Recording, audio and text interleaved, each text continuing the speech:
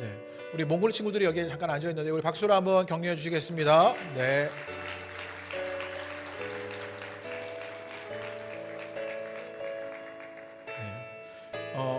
낯선 얼굴도 많고요. 우리 성가대가 부흥했더라고요. 그래서 새로운 얼굴도 막 등장해서 우리 성가대 친구들이 새롭게 오게 되었는데요.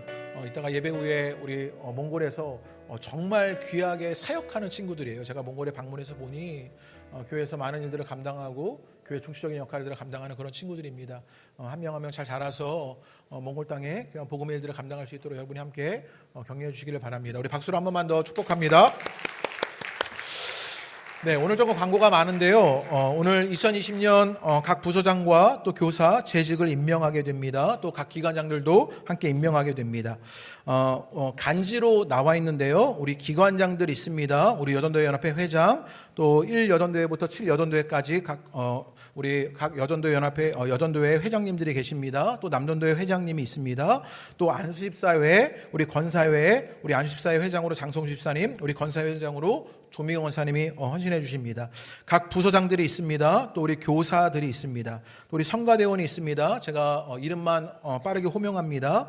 노인규, 문상인, 우리 문미영, 신한나, 윤희숙, 장영숙, 조미경, 안현, 김기령, 성재선, 정한미, 조혜경, 조은정, 최경윤, 허민영, 김재금, 서금석, 서윤성, 손창환, 이강규, 이명훈, 장성수입니다. 재직은 기존 재직은 동일하게 이어지게 되고요. 이전에 우리 새롭게 우리 집사로 임명받은 분들 또 다른 교회에서 오셨던 분들을 다시 또 재직으로 임명합니다. 우리 박상훈, 이장희, 권민혜, 김은아, 이지원 집사님이십니다.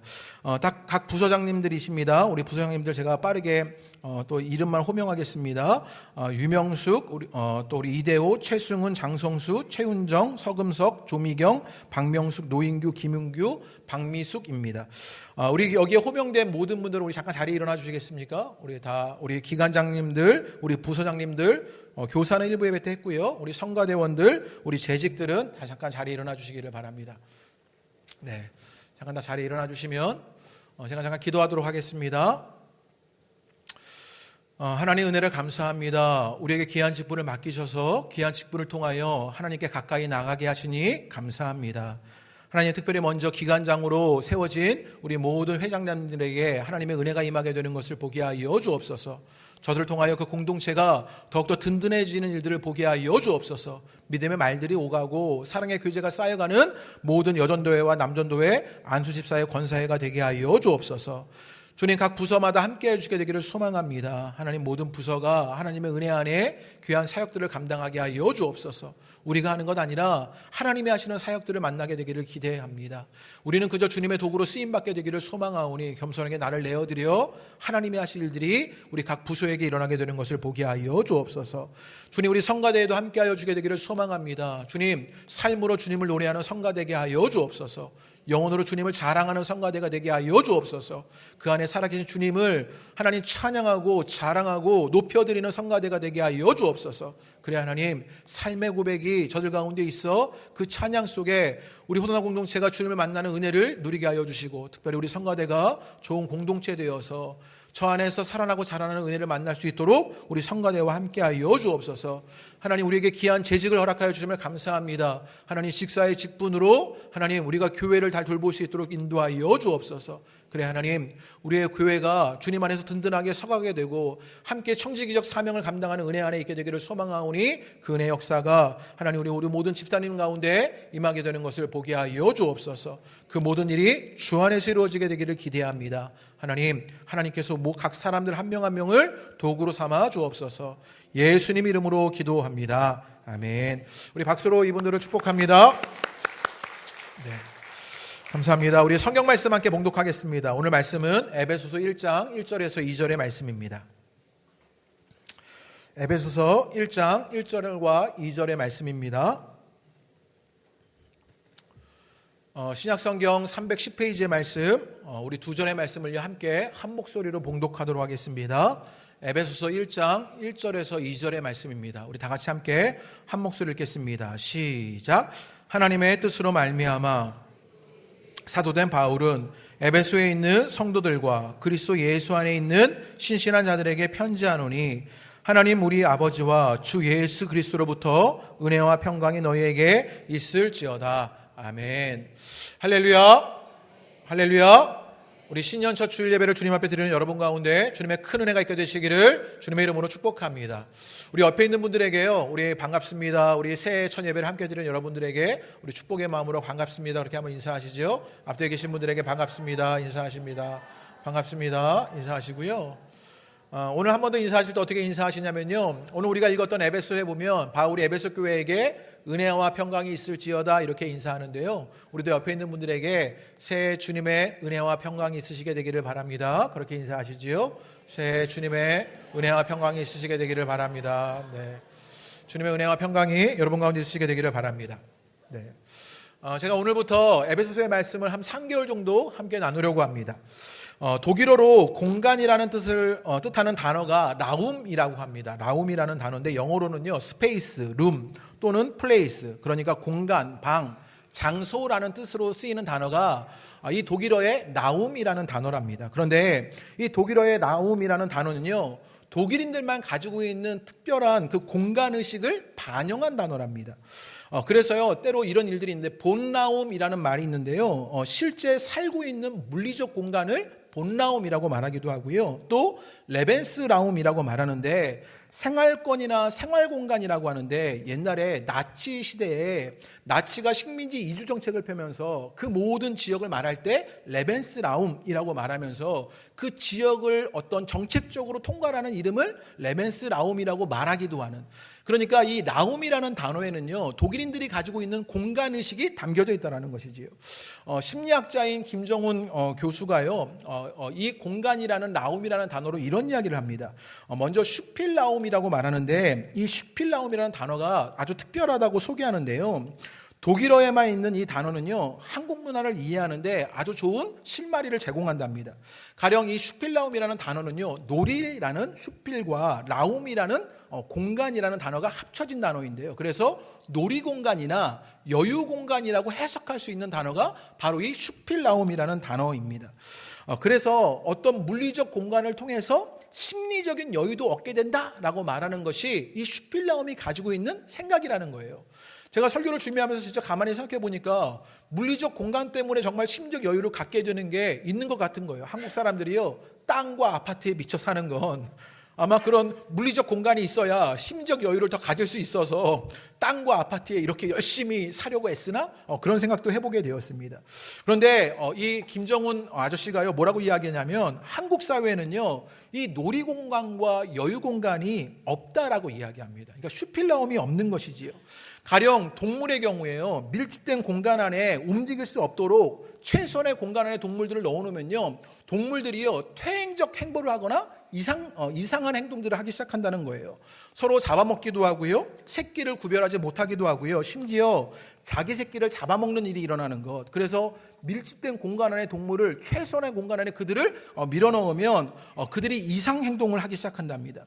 그런데 우리나라를 가만히 보면 이 물리적 공간, 이 여유의 공간이 없는 채 살아가는 것이 한국 사회에 있다는 것이지요. 그래서 한국 사람들은요, 어떤 마음으로 살아가냐면 한번 건드리기만 해봐라, 이런 마음으로 산다는 거예요.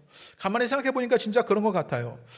우리나라 남자들에게 특히 이런 일들이 있는데, 우리나라 남자들이요, 존재가 확인되는 유일한 공간은 어디냐? 자동차 운전석이랍니다.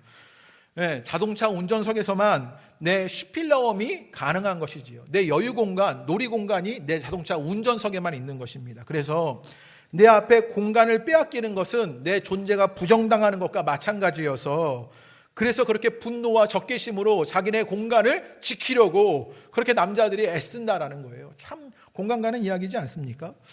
또 한국 남자들이요, 그 꾀죄죄한 자연인들을, 자연인이라는 프로그램을 열심히 보는 건요, 외로움과 궁핍함으로 얻어낸 자연인들이 가지고 있는 그 슈필라움, 그 놀이의 공간, 여유 공간이 부러워서 그런 거라는 거예요.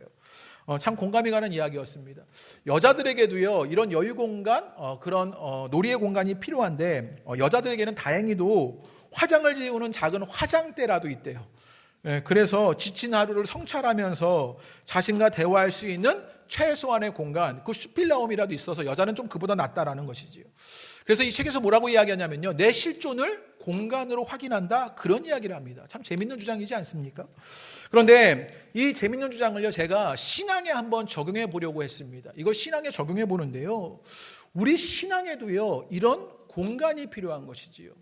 어쩌면 우리 신앙에 그런 공간이 없으면 우리도 퇴행적인 행보를 하거나 이상한 행동을 하기 시작한다는 거예요. 그래서 우리 신앙 안에도요 영적인 공간, 신앙의 공간이 있어야 하는 것이지요. 이 영적인 공간, 신앙의 공간이 없다면 우리도 이상 행동을 하게 되거나 퇴행적 행보를 하게 되는 일이 일어나게 되는 것이요. 그래서 신앙생활을 하다가도요, 나를 한번 건들기만 해봐라, 이런 식으로 신앙생활을 하는 일들이 우리 가운데 일어나는 것은 아닌가 생각해 보게 되는 것이요. 그러면 성도들에게, 교회들에게 있어야 하는 이 영적인 공간, 신앙의 공간은 무엇이냐? 오늘 말씀이 그 답을 주는 것만 같은데요, 오늘부터 3개월 동안 에베소서의 말씀을 나누려고 합니다. 에베소서는요, 우리가 잘 알듯이 바울이 감옥에 있으면서 애정을 가지고 있었던 교회, 에베소 교회에게 쓴 편지가 이 에베소서의 말씀입니다. 6장의 짧은 편지의 내용인데요, 이 에베소서가 가진 가치가 참 높습니다. 바울의 편지 가운데 로마서와 함께 기독교 사상과 경건에 아주 지대한 영향을 끼친 책이 에베소서로 평가받습니다. 또 이 에베소서를 뭐라고 말하냐면요, 바울의 복음의 정수다, 그런 이야기를 하게 됩니다. 위대한 설교가였던 마틴 로이드 존스 목사님은요, 무려 8권으로 이루어진 에베소서 강의 집을 남기게 되었습니다.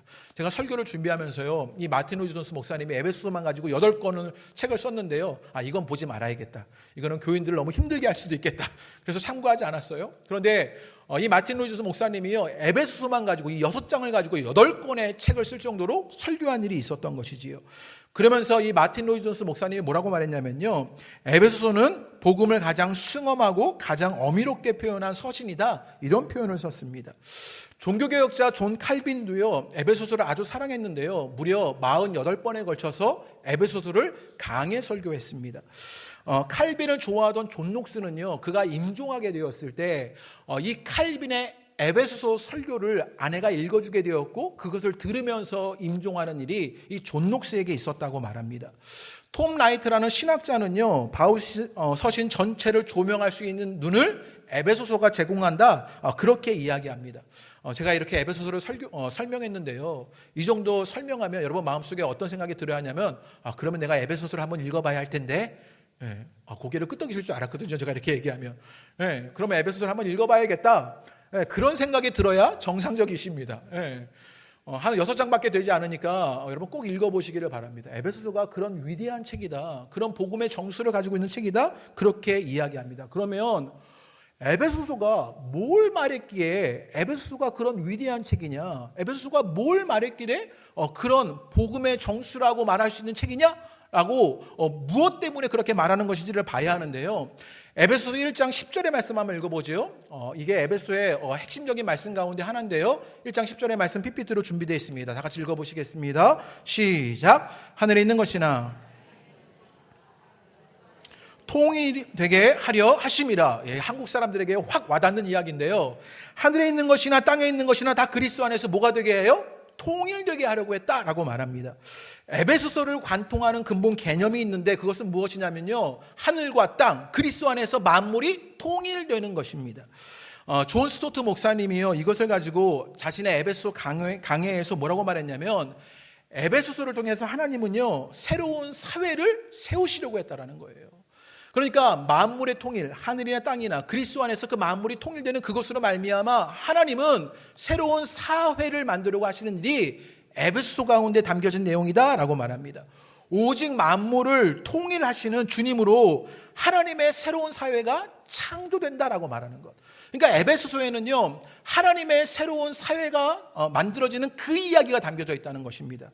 그래서 존 스토트 목사님은요, 그런 새로운 사회에서 살아가는 실상의 모습들이 어떠해야 하는지가 이 에베소의 말씀에 담겨져 있다고 이야기하는데, 그래서 우리가 교회를 좀 오래 다니시는 분들은요, 에베소가 말하는 것이 무엇인지 대강 어느 정도 이해하고 계십니다. 그래서 가령 첫 번째는요, 다양성과 하나됨 같은 것을 에베소가 이야기했고요, 또 에베소가 행동에서의 정결함과 사랑 같은 것도 이야기했고요, 또 에베소서가 악의 통치자들과 권세자들과 신실하게 싸워야 할 일들을 알려주는 그러니까 새로운 사회 안에서 그 실상을 살아가는 그리스도인들이 어떠해야 할지를 알려주는 이야기가 에베소서에 담겨져 있는 것을 보게 됩니다.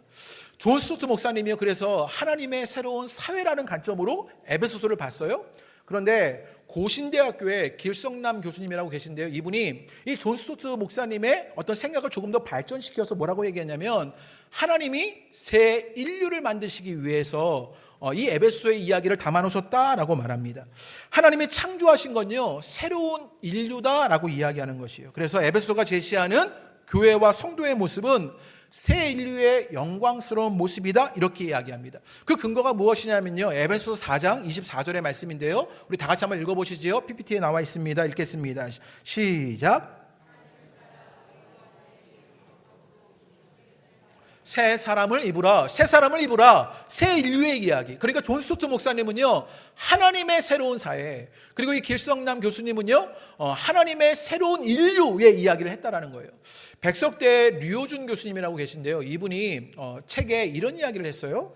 주보의 칼럼에 보면 나와 있습니다. 두 번째 단락에 칼럼에 보면 나와 있는데, 우리 함께 한번 읽어보시지요. 다 같이 읽겠습니다. 시작. 에베소서는 우리를 우주의 지극히 높은 곳으로 인도합니다. 이 세상 위에서 이 세상 너머에 있는 곳에서 이 세상을 바라보게 합니다. 예수 그리스도를 통해 이 세상을 새롭게 회복하시는 하나님의 장엄한 계획을 바라보게 합니다. 제가요, 막 여러 학자도 이야기하고 뭐 신학자도 이야기하고 목사님들도 이야기하고 그래서 좀 복잡할 수도 있지만 좀 어려울 수도 있겠지만요, 제가 이걸 좀 풀어보면요, 에베소서는요, 바울의 복음의 정수를 가지고 있다는 거예요. 그래서 바울 서신 전체를 조망하는 큰 눈을 갖게 하는 것이 에베소서인데, 그러면 에베소서가 뭘 말했냐? 에베소서는요, 오직 주님으로 말미암아 그 만물이 통일되는 것으로 하나님의 새로운 사회, 교회가 세워지고 하나님의 새로운 인류, 성도들이 세워지게 되고요, 하나님의 장엄한 계획, 구원의 일들이 일어나게 되더라라고 말하게 됐다는 거예요. 그래서 에베소서가 위대한 책이다라고 말했다라는 것이지요. 좀 편한 말로 하면요, 어느 목사님이 이렇게 표현했는데요, 에베소서가 교회가 되게 하는 설계도이고 성도가 되게 하는 설계도다, 이렇게 에베소서를 표현했습니다. 이걸 조금 제 말로 표현하자면요, 제가 어떻게 좀 가깝게는 아니지만 그렇게 어렴풋이 알고 지내는 목사님이 한 분 계신데요, 이 목사님이 묵상하는 생활을 오래 하신 분이고, 이분이 사진을 찍으면서 묵상을 하시는 그런 분입니다. 그런데 이분이 개척교회를 하시는데, 개척교회를 하시다가 교인들이 다 떠나가고요, 교인들이 다 떠나가 버리고 마니까 마음이 너덜너덜해져서 마음을 추스리기가 참 어려웠답니다. 남은 세 분의 성도들과 함께 겨우겨우 마음을 추스리며 살아갈 때 이분이 학원에서 수업을 하시면서 생계를 이어가셨는데요, 한 분이 연락을 주시면서 자신의 묵상글을 다른 이들과 나누고 있노라고 그렇게 알려주셨답니다. 그리고 그 글을 받은 분 중에 한 분이 목사님을 후원하고 싶다고 그렇게 연락이 왔답니다. 그 말을 듣는 순간 이 목사님이요, 눈물이 주르르 났대요. 후원을 받아서가 아니라 그동안 자기가 목회를 잘 못해서, 혹은 목회에 온전하게 일들을 감당하지 못해서 그런 죄책감에, 자책감에 시달리고 있었는데, 그분이 그렇게 자신의 묵상으로 위로를 받고 함께하게 된다는 이야기로 큰 위로가 되었다는 것이지요. 그리고 그 인연으로 그분과 함께 지금도 계속 만남을 이어오고요, 또 그분에게 묵상하는 방법도, 또 사진을 찍는 일도 함께 가르쳐주게 되었답니다. 그리고 나서 이분과 나중에 대화하게 되는데, 이분이 이 목사님께 이 한마디를 하셨다는 거예요. 목사님을 알고 난 후 제가 더 멋져지는 것 같습니다. 이렇게 얘기했다는 거예요. 저 이 말이 너무 마음에 드는 거예요. 여러분에게 저를 통해서 그런 일이 일어나기를 기대해 봅니다. 감사합니다. 아멘 해주셔서. 저를 통해서 여러분이 더 멋져지는 일들이 일어나는 것 같은 것이요, 얼마나 좋은 이야기입니까? 그런데 에베소서가 그렇습니다. 바울이 우리에게 예수님을 알려주고요, 그 예수님으로 우리가 멋져지는 교회가 되는 것, 멋져지는 성도가 되는 이야기를 담아낸 것이 에베소서라는 것이지요. 그래서 우리가 멋나는 교회가 되도록, 멋나는 성도가 되도록 그 변화를 이끌어주는 것이 에베소서의 말씀이라는 거예요. 그래서 오늘 특별히 에베소서 1장과 1장 1절에서 2절의 말씀은요, 이 에베소서를 시작하는 바울이 편지를 쓰는 그 첫 인사말입니다. 그런데 이 인사말을 가만히 보면요, 굉장히 상투적이에요. 혹시나 눈치를 채신 분들이 계실지 모르는데, 오늘 이 설교는요, 작년에 제가 이맘때쯤 했던 설교와 아주 흡사합니다. 작년에 도대체 무슨 설교를 했길래 그렇지? 머리를 빨리 생각해 보시는데요. 작년에 복음으로 사는 기쁨의 공동체라는 주제로 우리 혼합 공동체가 왔는데요. 그때 무슨 말씀을 가지고 함께 말씀을 나누냐면 빌립보서의 말씀을 가지고 나누었습니다. 그럼 눈치 있는 분들은요, 빨리 빌립보서로 넘겨보시면 빌립보서 1장 1, 2절의 말씀이 에베소서 1장 1, 2절의 말씀과 거의 흡사하다는 사실을 알게 돼요. 그러니까 지금 바울이 편지를 쓰면서 아주 상투적인 인사를 먼저 한 거예요. 이 상투적인 인사가 뭐가 있냐면요, 우리가 흔히 부모님 전상서 뭐 이렇게 쓰는 거예요. 혹은 사랑하는 친구 보아라 이렇게 쓰는 것과 아주 흡사한 내용입니다. 그런데 이 인사말 속에는요, 에베소서가 담아내고 있는 아주 중요한 키 포인트들이 담겨져 있는 것을 보게 됩니다.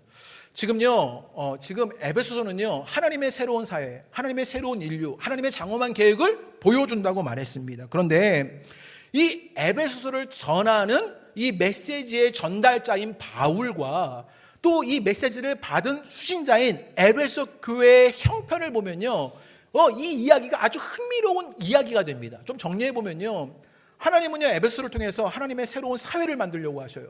하나님의 새로운 인류를 만들려고 하셔요. 하나님의 장엄한 계획을 보여주셔요. 그런데 이 편지를 쓰고 있는 바울, 이 편지를 받고 있는 에베소 교회는 참 흥미로운 현실 속에 그들이 있는 것을 보게 되는데요. 오늘 말씀해 보면요, 우리 1절과 2절 말씀 한번 읽어보겠습니다. 바울이 스스로를 뭐라고 규정하고 에베소 교회 성도들은 스스로를 뭐라고 이야기하는지를 한번 1절과 2절 말씀을 통해서 읽어보지요. 다 같이 읽겠습니다. 시작. 그리스도 예수의 사도된 바울은 에베소에 있는 성도들과 그리스도 예수 안에 있는 신실한 자들에게 편지하노니 하나님 우리 아버지와 주 예수 그리스도로부터 은혜와 평강이 너희에게 있을지어다. 바울이요, 지금 자신을 소개합니다. 편지를 쓰면서 자기를 소개하는데 뭐라고 소개하냐면 예수의 사도된 바울은 이렇게 말하면서 자신을 뭐라고 소개했냐면 사도라고 말합니다. 자신을요, 사도로 규정했던 것입니다. 그런데 바울은요, 사도로서 인정받을 수 없는 그런 어려움에 처한 사람이 바울이었습니다. 흔히 성경에서 사도라고 하면요, 어떤 조건이 있어야 하냐면 예수님의 사역 동안 예수님과 함께 있었던 자, 그리고 예수님의 죽음과 부활을 목격한 제자들을 사도라고 이야기합니다. 그런데 바울은요, 가만히 보면 예수님이 사역하는 동안 함께 있었던 자는 아닙니다. 그리고 예수님을 만나기 전에 바울은요, 예수님 믿는 사람들을 잡아가고 교회를 핍박하고 박해했던 것이 바울이었어요. 그래서 도무지 사도로 부름받을 만한 사람이 아니었던 것이 바울이었던 것을 보게 됩니다. 그래서 바울의 사역을 보면요, 바울의 그 사도직에 대한 공격이요, 굉장히 성경에 많이 등장하게 돼요. 이게 바울 이야기니까 남의 이야기가 돼서요, 하나도 감흥이 없으신데 이걸요, 제 이야기라고 생각해 보니까 이게 되게 힘든 거예요. 제가 목사예요. 그런데 여러분이 저를 목사로 인정을 안 해주시는 거예요. 저게 젊은 게 저거 입 튀어나와가지고 왜 저기서 설교를 하고 있어? 막 이러시는 거죠. 그러면서 저를요, 이렇게 삐딱하게 보시면 제가 여기서 설교를 하겠습니까? 저거 학위 받은 거 맞아? 저거 공부한 거 맞아? 저거 뭐 공부했다는데 다 거짓말, 저 종이 한 장 어디도 복사해 와가지고. 네, 이렇게 막 공격받는 것이요. 그러면 얼마나 그 논란 때문에 힘들었겠습니까? 바울이요, 그런 사도직에 늘 시달렸던 것이 바울의 삶이었습니다. 그래서 고린도전서 15장 9절의 말씀해 보면요, 바울이 이런 고백을 스스로 합니다. 우리 PPT를 넘겨주시면요, 우리 다 같이 한번 읽어봅니다. 시작. 나는 하나님의 교회를 박해하였으므로 사도라 칭함받기를 감당하지 못할 자니라.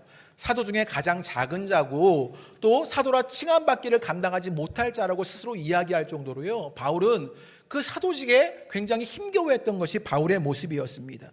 또 우리가 잘 알듯이 이 에베소서는요, 옥중서신입니다. 그러니까 바울이 감옥에 갇혀 있을 때 이 에베소 교회에게 쓴 편지가 이 에베소서인 것이지요. 그러니까 감옥에 있으면서 지금 바울은요, 사도적 사명을 감당할 수 있는 사역이 어렵고 불가능했을런지 모릅니다. 그래서 지금 에베소 교회를 걱정하면서 편지를 보낸 형편조차 되지 않는 것이 바울의 형편이었던 것이지요.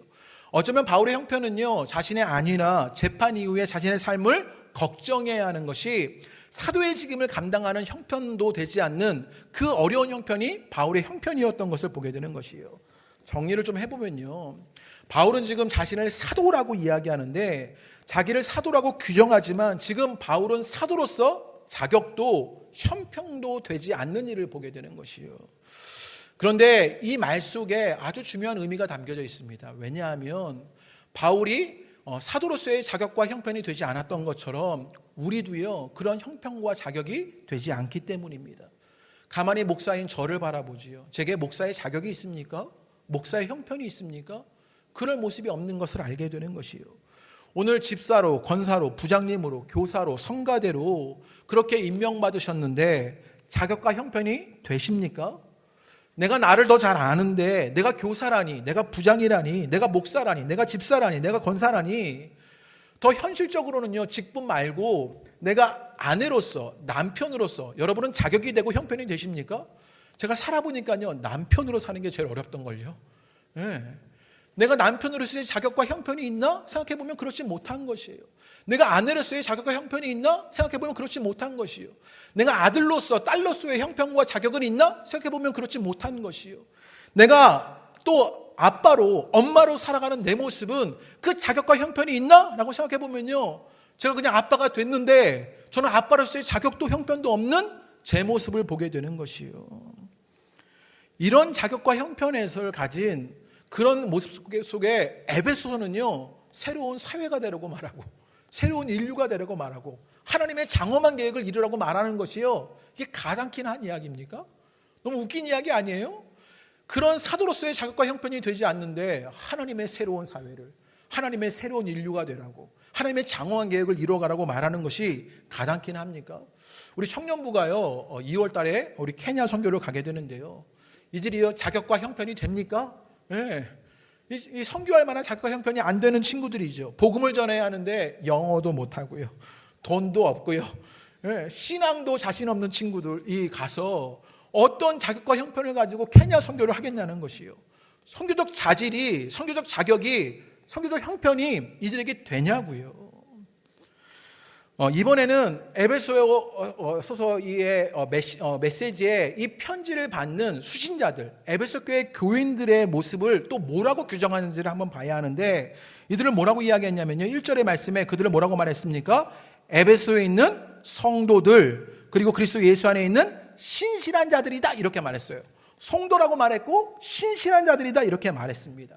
성도라는 말은요, 구약의 개념을 가지고 와서 풀어낸 말인데요, 구약에 보면 거룩한 백성들이다, 구별된 하나님의 백성들이다 라는 뜻으로 성도라고 말하게 되는 것이에요. 그런데 나중에 에베소서를 보면 아시겠지만요, 에베소는요, 이방인들이 주류가 된 교회가 에베소 교회였습니다. 그러니까 유대인들보다, 그러니까 거룩한 백성, 하나님의 백성이라고 말했던 사람보다 이방인들이 주류가 된 백성이 이 에베소 교회였던 것이죠. 그러니까 어쩌면 그들은 하나님의 거룩한 백성, 성도가 될 수 없는 본질상의 진노의 자식들이었고 불순종의 아들들이었습니다. 그래서 2장 2절에서 3절의 말씀에 보면 뭐라고 이야기하느냐, 우리 2장 2절에서 3절 말씀 다 같이 읽어보겠습니다. 다 같이 읽어보시죠. 2장 2절과 3절입니다. 시작. 그때 너희는 이 세상 풍조를 따르고 공중에 권세 잡은 자들을 따랐으니 곧 지금 불순종의 아들들 가운데 역사하는 영이라.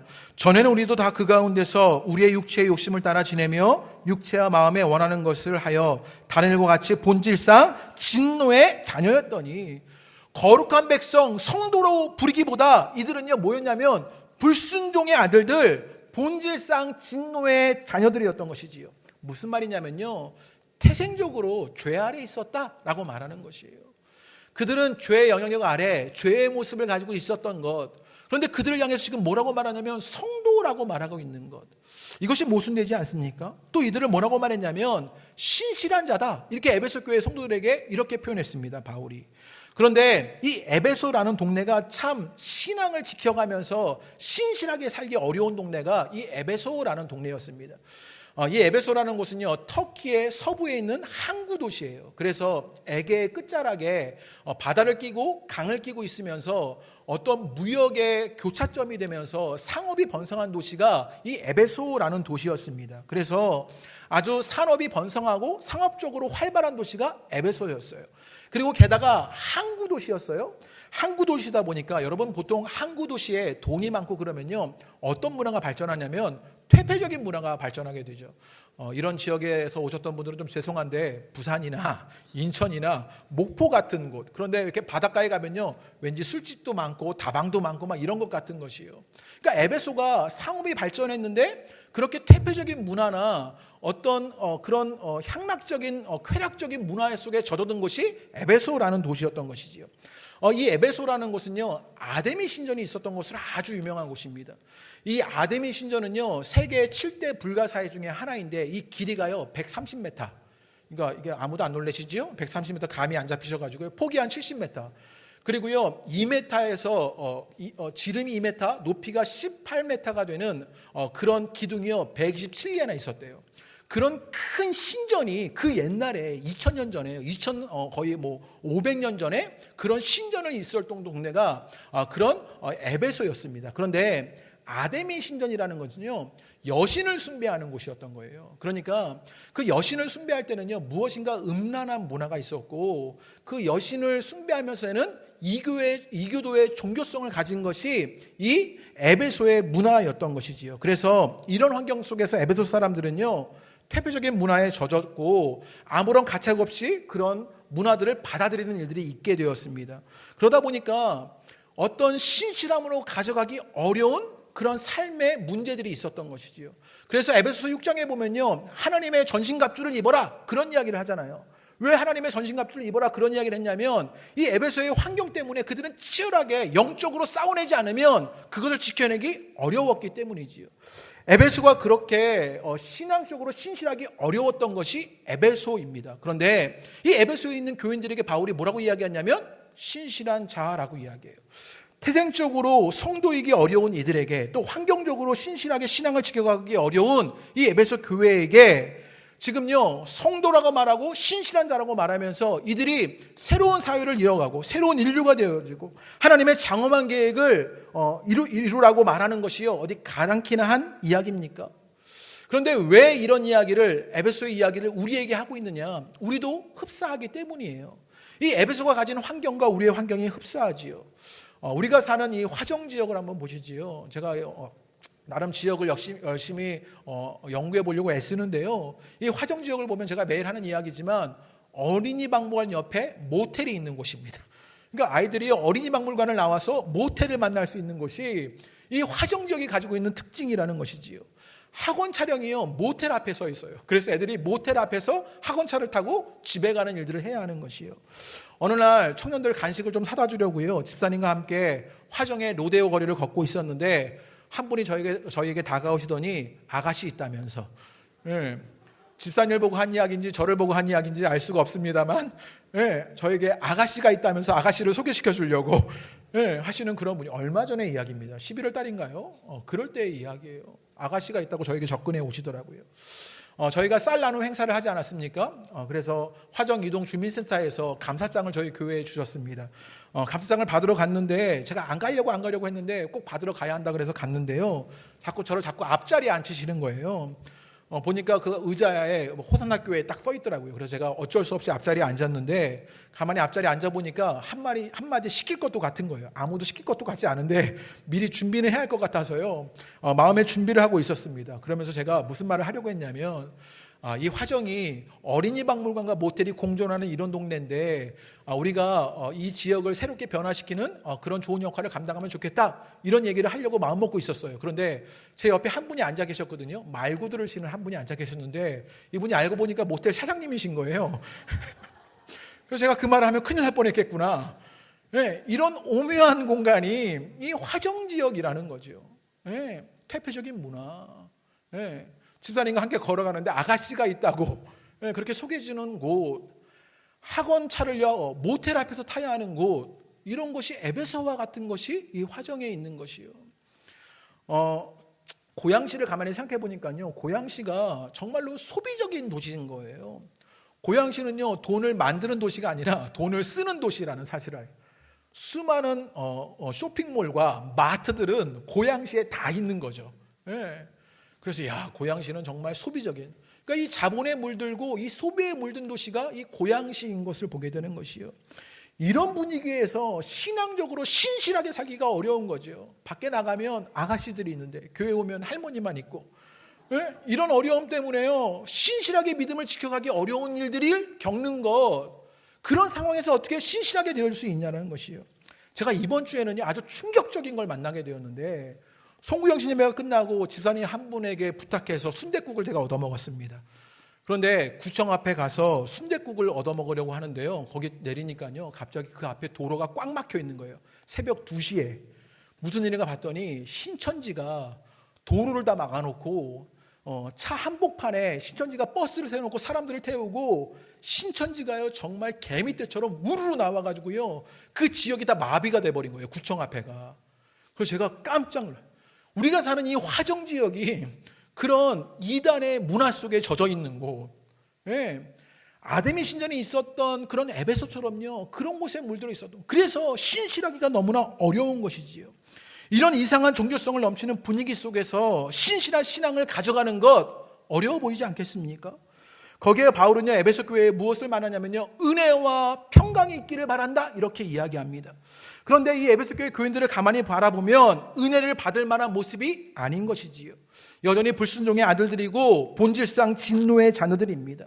또 평강이 있기를 기도하는데 2절에 말씀해 보면요, 이 평강은요 히브리식 언어 샬롬에서 빗대어 말해서 인사한 것인데요, 이 샬롬이 에베소 교회에 있기를 원한다라고 기도한 거예요. 그 샬롬의 의미는 뭐냐면 관계적으로 평화한 것, 또 복지나 안정의 평화 같은 것을 말하고요, 불화나 전쟁이 없는 평화를 샬롬이라고 말합니다.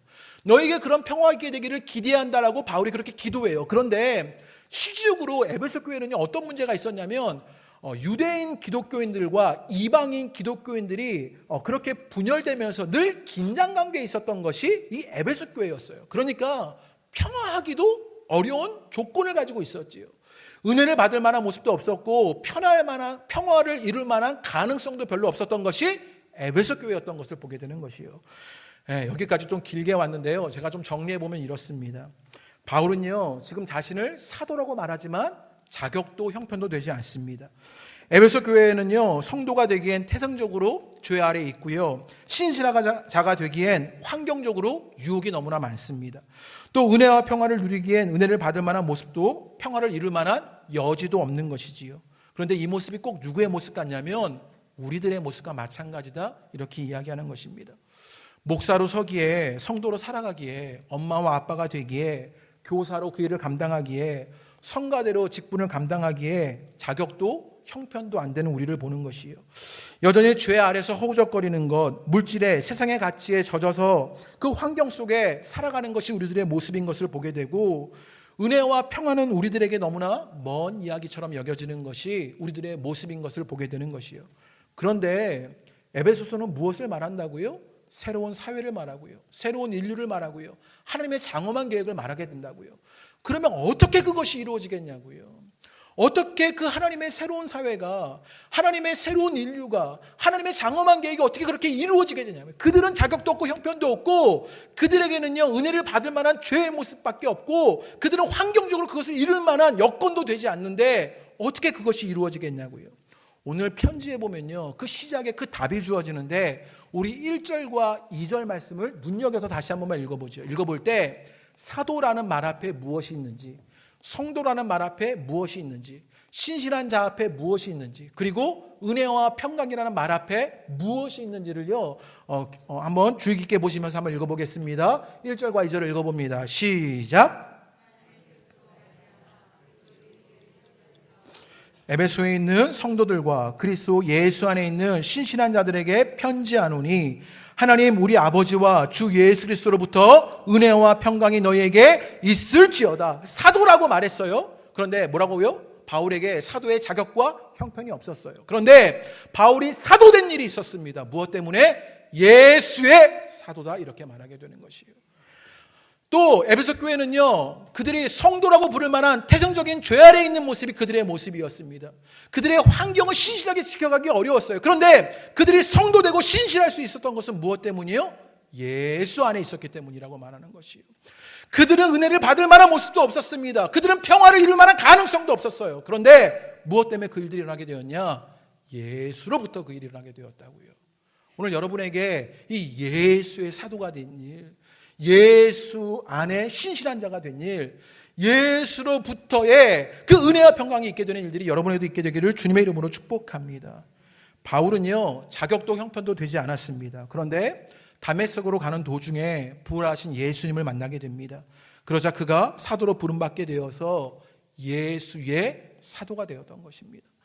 결국 그의 권위가 바울의 자격과 형편에서 나온 것이 아니라 그를 만나주신 예수님, 그를 부르신 예수님을 말미암아 그 자격과 형편이 주어지게 된 것이요. 그래서 바울을 사도라고 말하는 것은요, 예수님으로 일어난 것입니다. 그래서 바울을요, 뭐라고 얘기했냐면 예수의 사도된 바울이라고 말하게 된 것이요. 우리도 마찬가지 아닙니까? 우리 교회를 보십시오. 그럴 만한 형편도 자격도 없는 교회입니다. 그럴 만한 목사도 아니고요, 그럴 만한 성도도 아닙니다. 그럴 만한 엄마 아빠의 모습도 아니고요, 그럴 만한 교사도 성가대도 부장님들도 아닙니다. 자격과 형편이 없지요. 그런데 나를 말하는 것이 나의 자격과 형편이 아니라 예수 그리스도의 은혜와 구원으로 일어나는 것이다 라고 말하고 있는 것이요. 그 예수의 구원과 은혜로 말미암아 예수 그리스도의 목사가 되시기를, 교사가 되시기를, 집사가 되시기를, 권사와 부장이 되시기를 주님의 이름으로 축복합니다. 그 모든 것이 어디에서 오게 되었냐? 예수로부터 말미암는 것을 보게 되는 것이에요. 청년들이요, 선교로 가게 되는데 그 선교팀이요, 자격과 형편이 되지 않을 것이지요. 그러나 예수님의 은혜와 구원으로 예수님의 선교팀이 되어지는 것입니다. 여전히 모자라는 자격을 가지고 있겠지요. 여전히 모자라는 형편을 가지고 있겠지요. 그러나 그들이 복음을 전할 수 있고 선교하고 사랑을 나눌 수 있는 일은 무엇으로 가능해지는 것이냐? 예수로 말미암아 일어나는 일이다 라고 말하게 되는 것이요. 우리 청년들에게 그 은혜가 있게 되기를 주님의 이름으로 축복합니다.